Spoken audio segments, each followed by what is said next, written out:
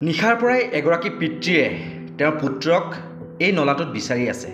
আপোনালোকে স্ক্ৰীনত দেখা পাই আছে সেই নলাটোত নিশাৰ পৰাই পুত্ৰক বিচাৰি আছে। কিজানিবা পুত্ৰৰ সন্ধান পায়েই, কিয়নো কালি নিশাৰ ভাগত পুত্ৰৰ সৈতে স্কুটিত আহি আছিল আৰু পুত্ৰ অবিনাশ চৰকাৰ কেনেবাকৈ স্কুটিৰ পৰা উফৰি নলাটোত পৰিলগৈ আৰু নলাৰ কোবাল সোঁতে তেওঁক উটুৱাই লৈ গ'ল।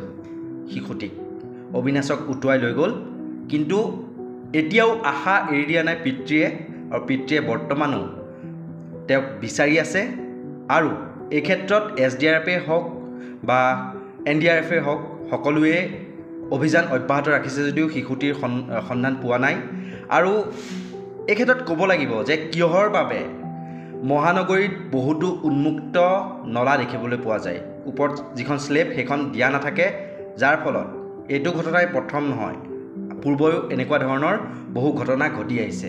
এই ক্ষেত্ৰত বিভিন্ন বিভাগীয় নামী দামী ইঞ্জিনিয়াৰ আছে আৰু এই ক্ষেত্ৰত বিষয়াও আছে, GMDৰ GMCৰ কৰ্মচাৰী আছে। কিন্তু তাৰ পাছতো কিহৰ বাবে এনেদৰে উন্মুক্তকৈ নলাসমূহ ৰখা হৈছে গুৱাহাটীৰ বিভিন্ন স্থানত, বা কিহৰ বাবে প্ৰতি বছৰে গুৱাহাটীৰ বিভিন্ন অঞ্চল জলমগ্ন হৈ গৈ আছে, এয়া নিশ্চয়কৈ চিন্তাৰ এক বিষয় হৈ পৰিছে।